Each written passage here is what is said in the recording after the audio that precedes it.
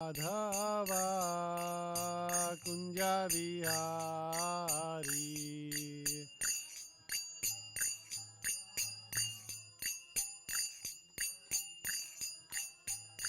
Jayo Radha Madhava Kunja Vihari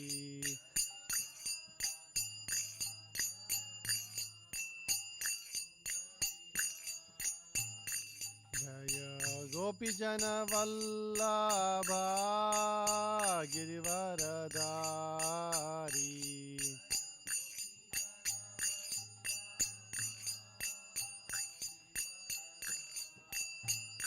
Jaya Gopijana Vallabha Girivaradari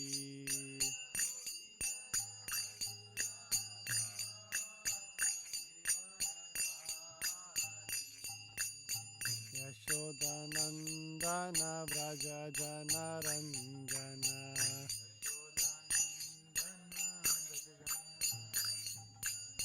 Yashodanandana Vraja Jana Ranjana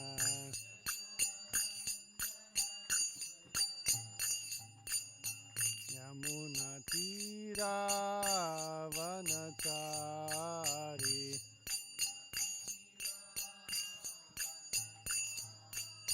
Yamuna Tira Vanachari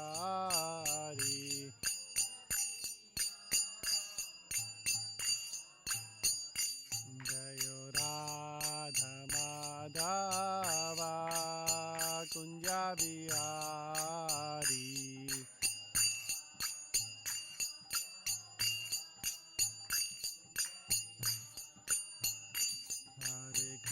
Hare Krishna Krishna Krishna Hare Hare Hare Rama Rama Rama Hare Hare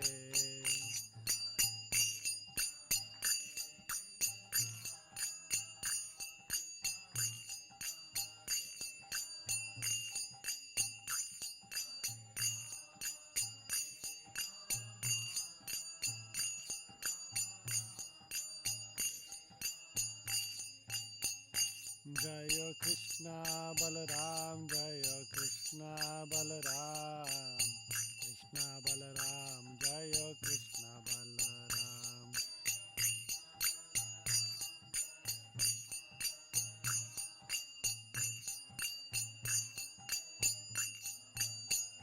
Jaya Jaya Prabhupada Prabhupada Prabhupada Jaya Jaya Prabhupada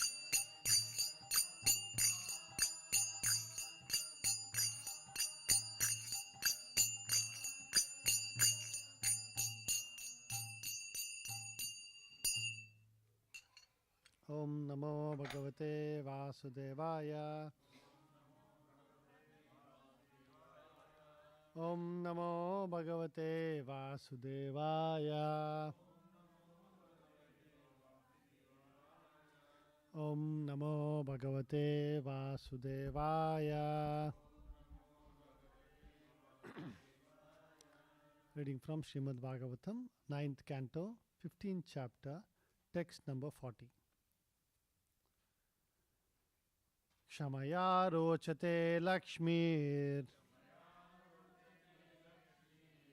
Kshamaya rochate Lakshmir Brahmi Sauri Yatha Prabha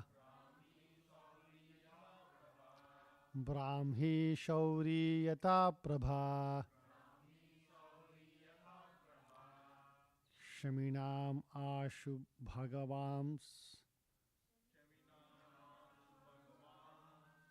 Shaminam Ashu Bhagavams Tushyate Haririshvaraha Tushyate Haririshvaraha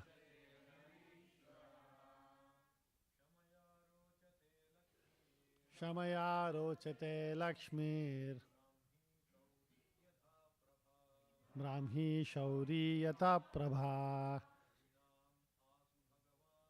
Shaminam Ashu Bhagavam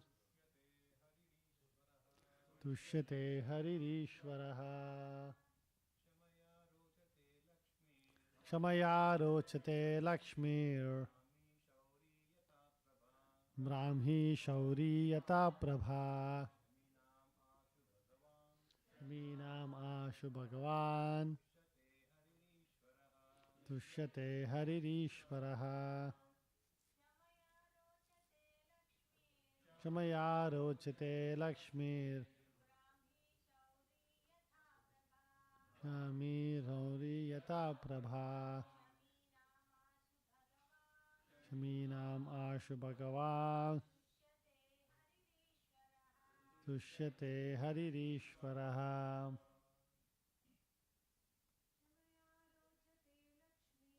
Shamaya Rochate Lakshmir Brahmi Shauri Yata Prabha Shaminam Asu Bhagavam Tushyate Haririshvaraha. Word to word translation. Shamaya, simply, Shamaya, simply by forgiving. Rochate, becomes pleasing. Lakshmi, he, the goddess of fortune. Brahmi, in connection with Brahminical qualifications.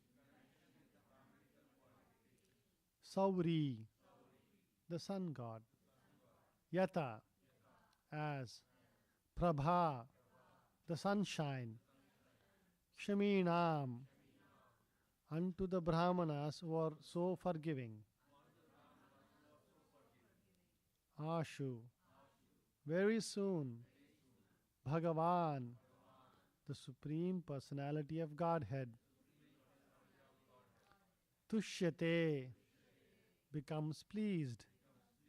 Harihi, the Lord. Ishvaraha, the Supreme Controller. Translation and purport by His Divine Grace A.C. Bhakti Vedanta Swami Srila Prabhupada. Translation. The duty of a Brahmana is to culture the quality of forgiveness, which is illuminating like the sun. The Supreme Personality of Godhead, Hari, is pleased with those who are forgiving. Purport. Different personalities become beautiful by possessing different qualities. Chanakya Pandita says that the cuckoo bird, although very black, can somebody close the door, please?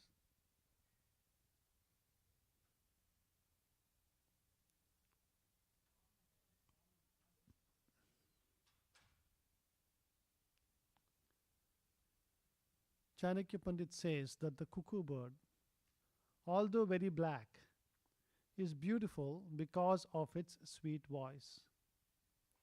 Similarly, a woman becomes beautiful by her chastity and faithfulness to her husband.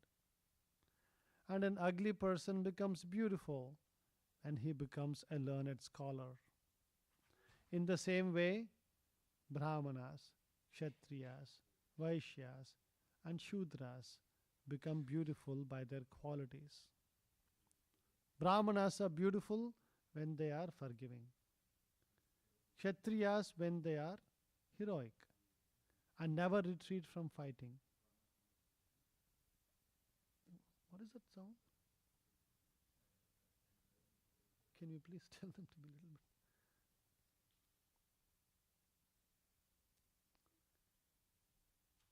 Vaishyas when they enrich cultural activities and protect cows.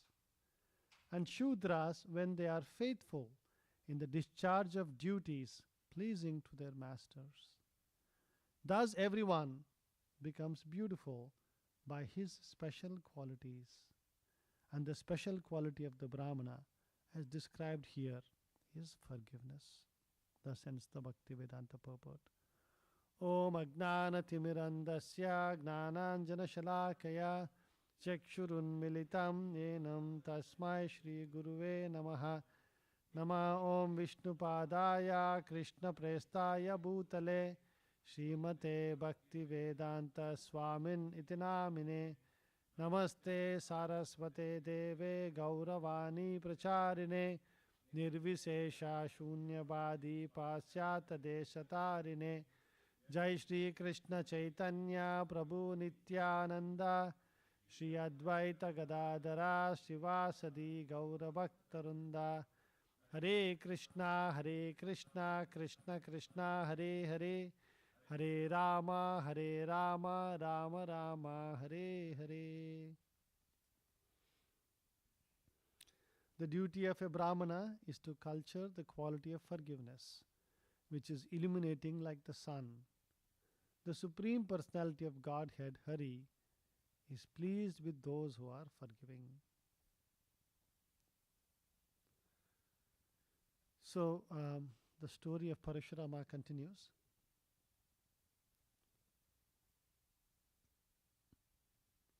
We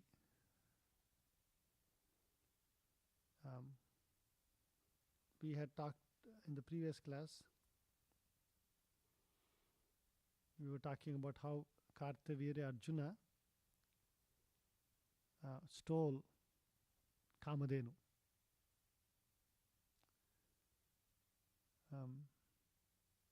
After Kamadhenu was stolen, then Parashurama comes to the hermitage and sees that Kamadhenu is gone. And he becomes very angry. In his anger, he takes his chopper, right, and goes to Mahishmati. And first, Kirtavir Arjuna, as you all know, Kirtavir Arjuna is a very, very strong person. In fact, what is he famous for? Whom did he defeat? He defeated Ravana. And it is said, not just defeated, just like, somebody playing around with some animal. He caught Ravana very easily.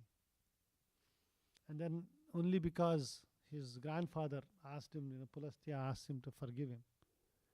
And that's why he lets him go.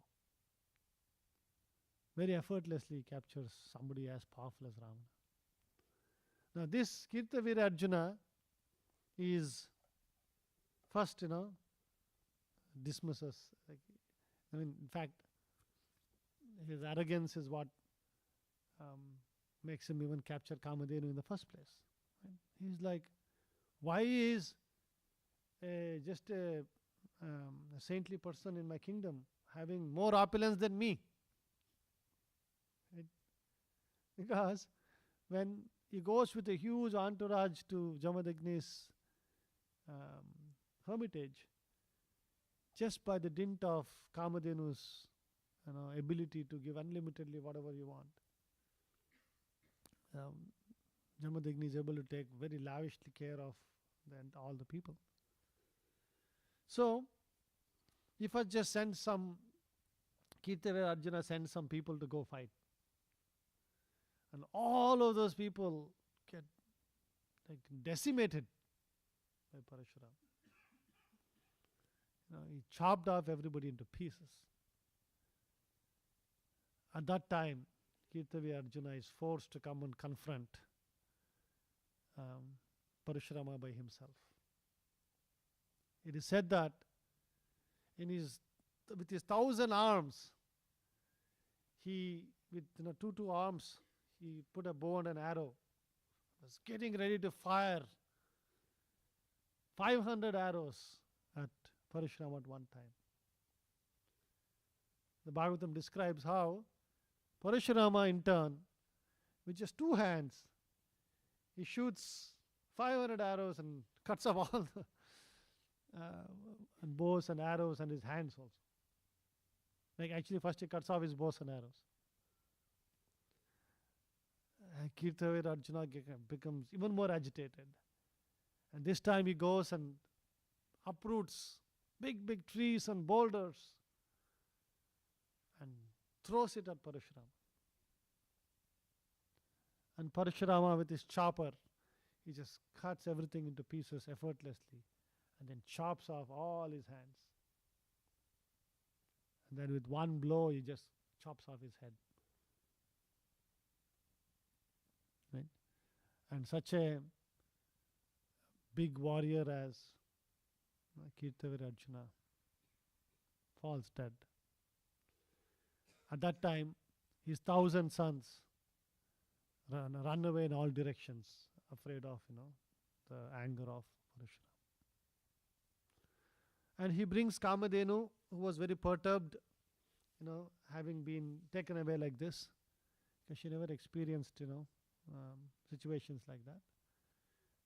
Parashurama calms her down and brings her back to the ashram. And then he explains to Jamadagni what happened. That is when, very interestingly, Jamadagni is telling in the previous verse,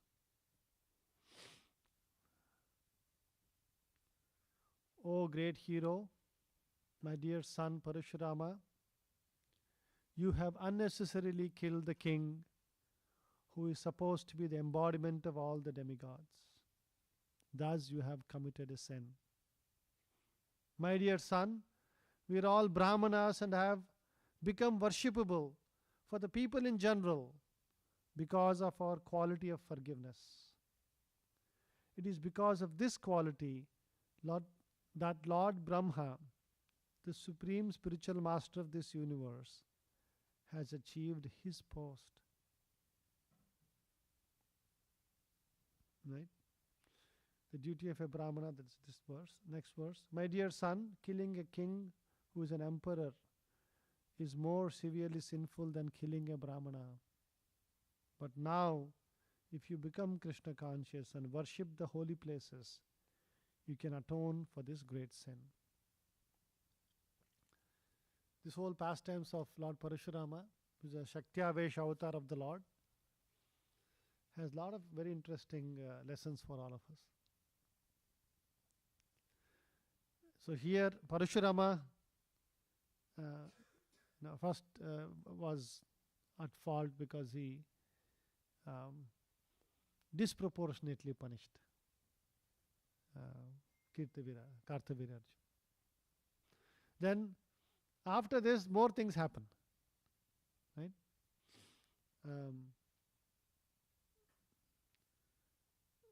After this, there is a incident of Jamadagni's wife, Renuka. So what happens? Jamadagni's wife, Renuka, is once gone to the mother Ganges, to river Ganges, to bring some water for performing yagna. So while she's over there, she sees the king of the Gandharvas. I'm forgetting her name, his name. Anybody remember? Chitraratha. So what is happening at that time when she goes? This king of the Gandharvas, Chitraratha, it is described that he was very, very handsome. He was wearing a beautiful garland of lotuses. And he was sporting in the water with the apsaras.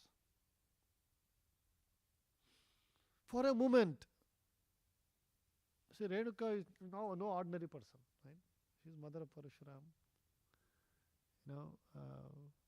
She's a wife of Jamadagni, who's one of the Saptarishis. But for a moment, Renuka admires the exquisite beauty of Chitraratha, and and looks at it with almost like longing to, like, sort of the internal feeling of oh, I should be enjoying like this kind of a thing. A Chitrata sporting with Apsaras. And um, in that thought, she gets a little distracted. And in that meanwhile, the time for the yagna, the fire sacrificial ceremony, gets past. And then she comes to her senses, oh my God, what am I doing? What am I thinking? And she takes the water and goes to the hermitage. At that time, she keeps the water and with her head held down, with folded hands, she just looks at Jamadagni. Because she realized in her mind that somebody is not conscious of, Please close the door when you.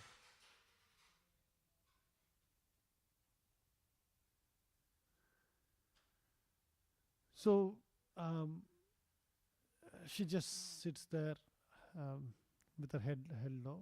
But Jamadagni, being such a powerful sage, he realizes what has happened. And because this is a different yuga. See, in Kali Yuga, it is said that unless you do an action, you're not liable for the sinful activity associated with it. Right? In the previous yugas, just by thought, the sin associated with the thought, you have to pay the price for it. Right? That doesn't give you anybody freedom to to think all kinds of nonsense and expect that no reaction will come. Dhyayato Vishayan Pumsaha. Bhagavad Gita clearly tells that the problem starts with contemplation, and then you have to face the consequences of it. Right? So here, Jamadagni gets so angry, and he immediately, Jai Srila Prabhupada ki jai. He immediately looks at his elder sons and says, "Kill your mother." And they're all a little shaken back. Kill my mother? And they hesitate. They just keep quiet. They're silent. Sometimes when somebody big becomes angry, you just become silent, right? Like, let's see what happens next. But Jamadagni is even more furious now that you're refusing to follow my instructions. Then he looks at Parashuram and says, "Kill your mother and your elder brothers." And Jamadagni, knowing the prowess, Parashuram, knowing the prowess of Jamadagni, without hesitation, takes his chopper, cuts off the head of his mother and his elder brothers. At that time, Jamadagni is pleased with the unequivocal following of his instructions by Parashuram. And he calms down. And he says, "Parashurama, you have kept my word. What do you want? I want to give you some blessing." Right? Anybody remembers what Parashurama asks? Huh? Huh? Revive them and make it such that they don't remember what happened. Imagine being revived and remembering that their heads got chopped off. It's a very painful experience, right? For mother also it is painful that she did this. She had this thought, and because of that, heads were chopped off. It's a very traumatic experience for everybody. Right? So Parashurama is very smart. He says, revive them and make it such that they never remember this thing. And they revived, and they don't know what happened. Like everything is erased. Right? Wish we had that ability to erase. Some things in our brain so much, we can live so much more. Because of our lack of good, proper ways. We are perturbed, we are troubled by our past memories. Right? And Shastras say, those who lament for the past, they are not going to be Brahma Bhuta and Prasannatma, right? Sign of Tamoguna. But Jamadagni's response to Renuka's misdemeanor,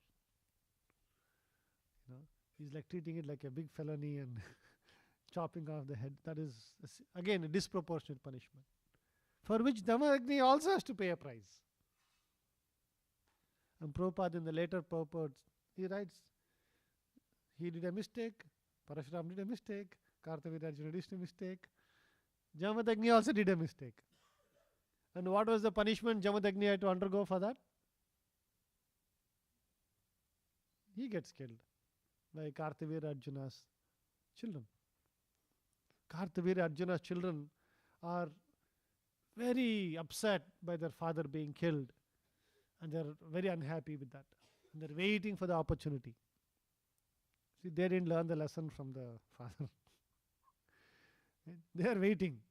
And one day, when Parashurama and his brothers are out, somewhere collecting firewood or something like that, they gone to the forest. And these Kartavirya Arjuna's sons come over there. And they see Jamadagni is deep in meditation, sitting in front of the sacrificial fire. And they attack him. Mother Renuka, implores to them, hey, he's this big sage, what are you doing? They do not listen to her and cut off his head. And then Parashuram comes back and sees this. And then it is said that Parashuram went and killed all of them. And the blood of the Kshatriyas, became 7 lakes. Right? What is that place called? Some Saptadam, Saptarshidam or something it's called. And so that's how the whole incidence of Parashuram killing the Kshatriyas happens.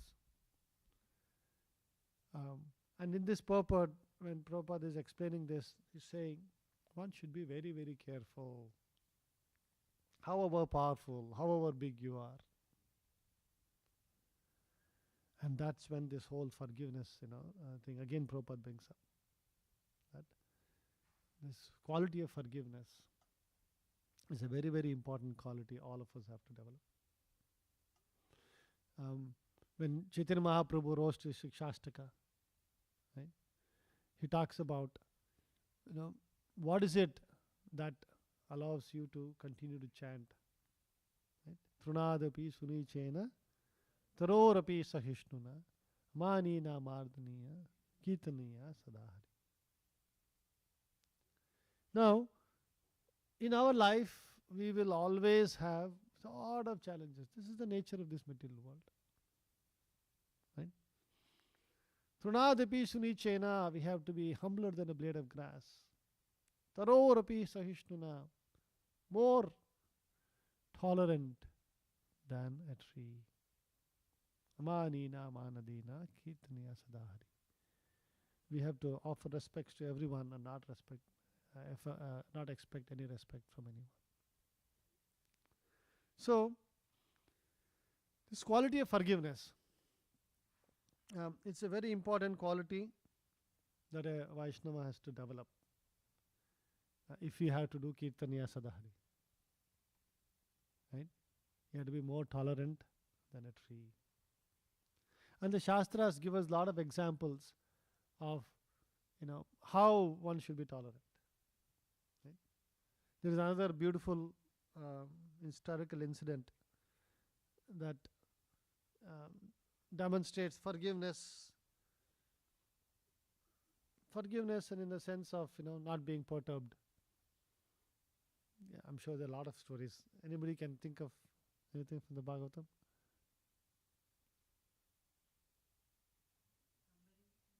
Yeah, Ambarish Maharaj is a wonderful example.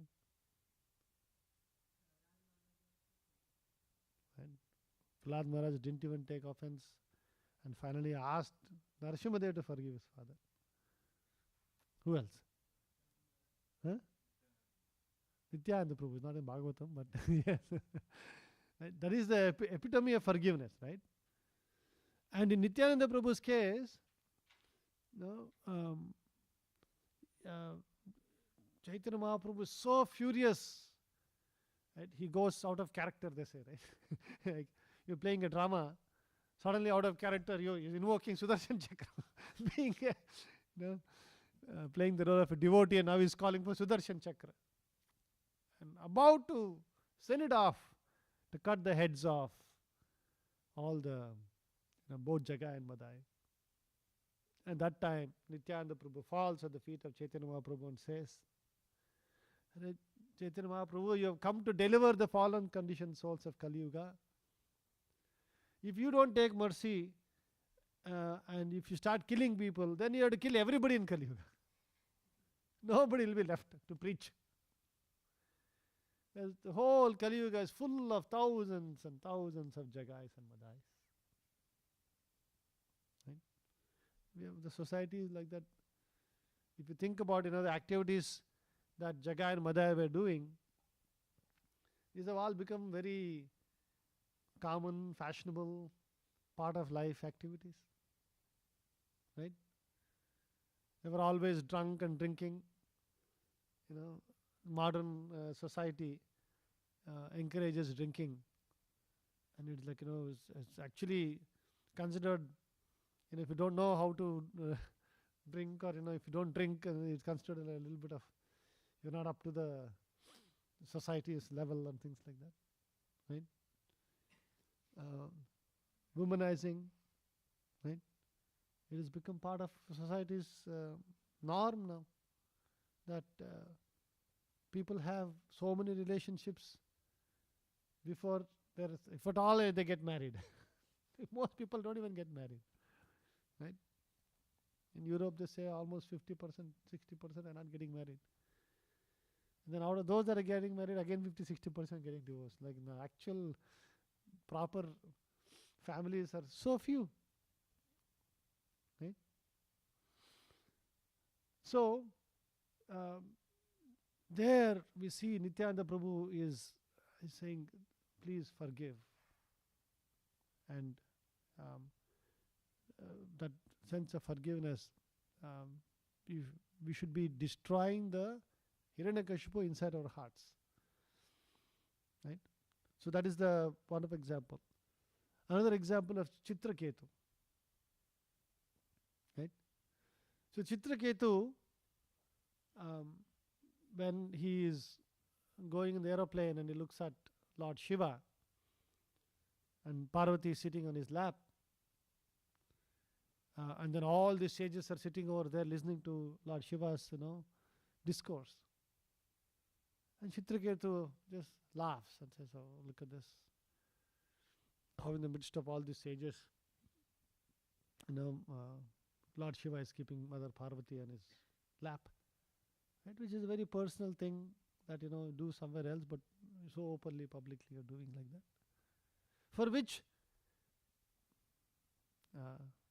Lord Shiva is an epitome, he's a Vaishnava Nameto Shabbo.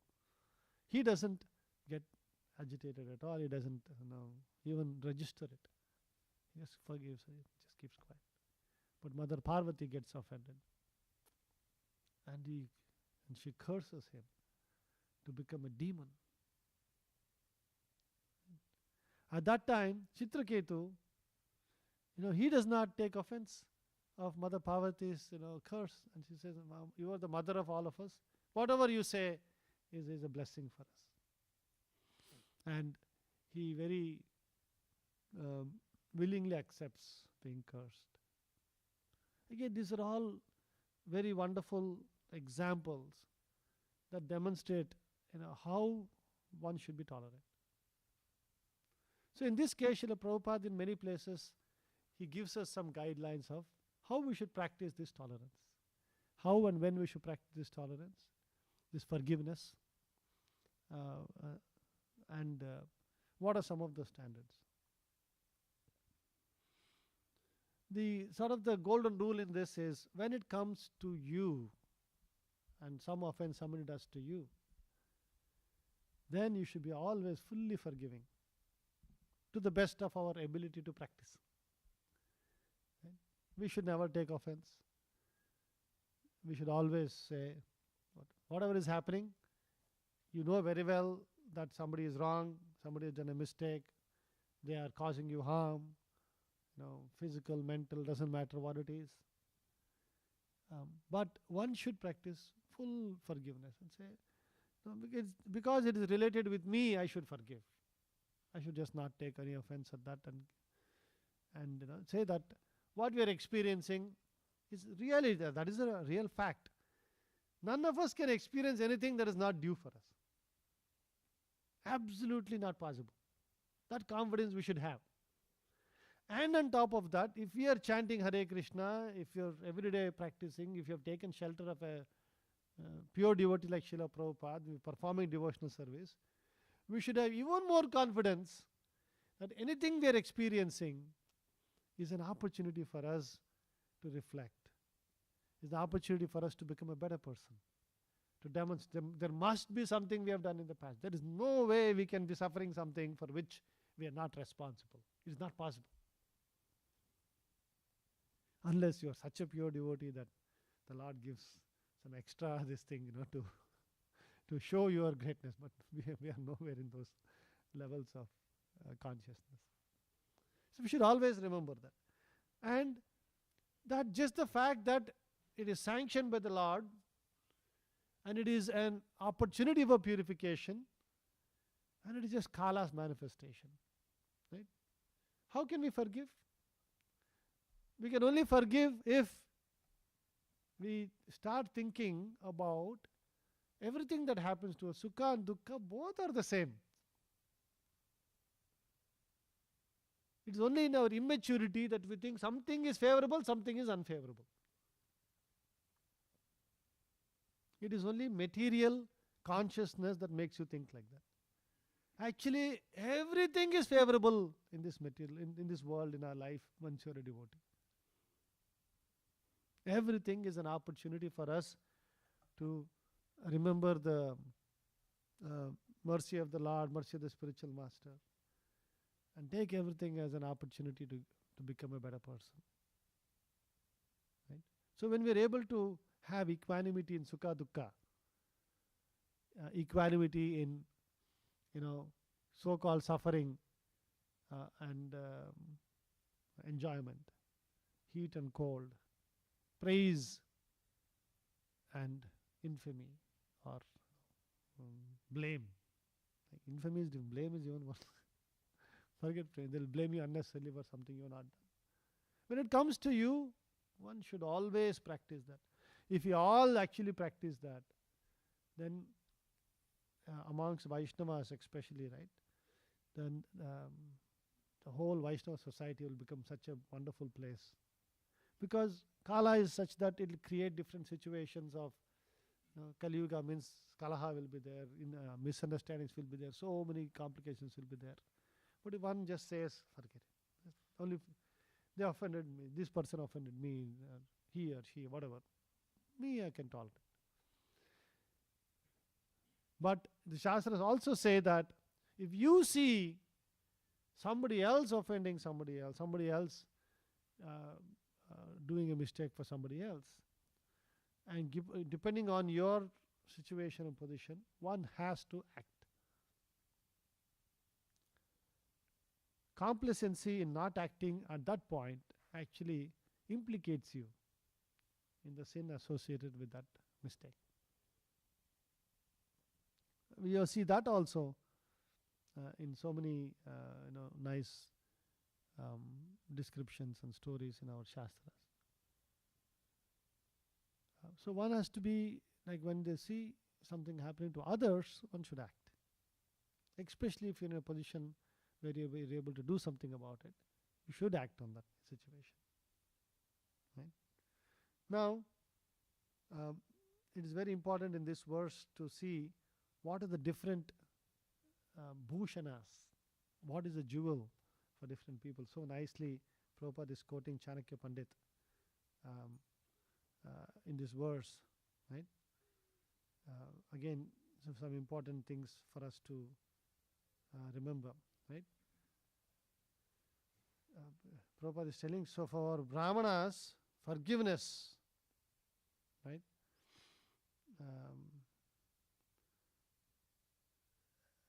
A cuckoo bird, although very black, is beautiful because of its sweet voice.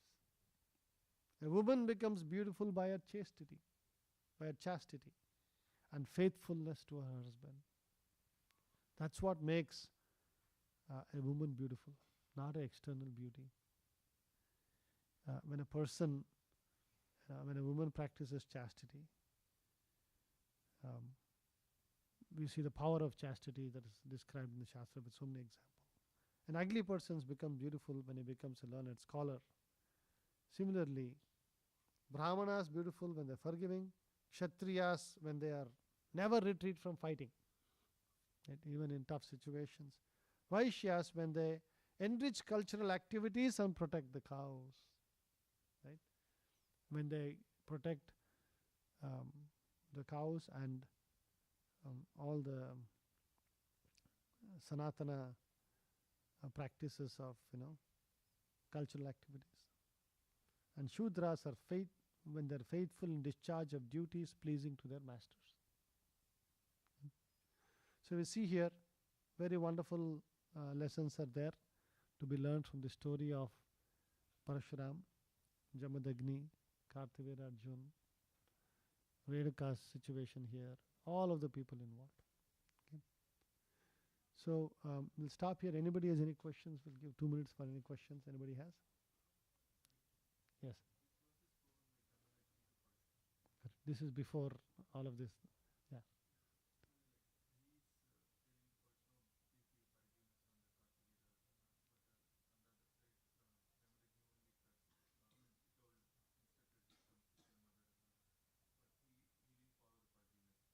Yeah.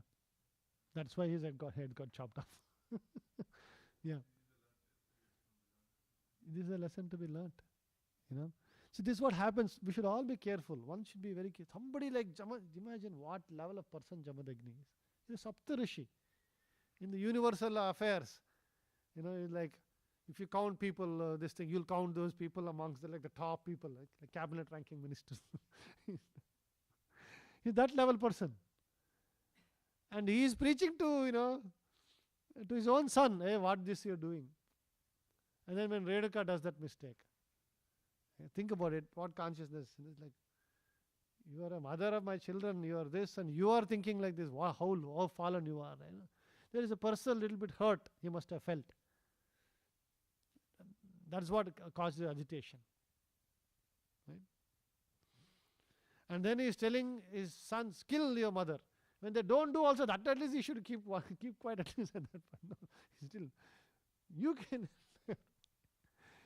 So Jamadagni had to pay a price for that. So all of us, doesn't matter who you are, what you are, there is no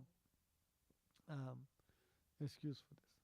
In fact, Srila Prabhupada, it's very wonderful how Srila Prabhupada taught us how to practice these things. When Srila Prabhupada was in his last days in Vrindavan in 1977, he actually sent word to many of his god brothers.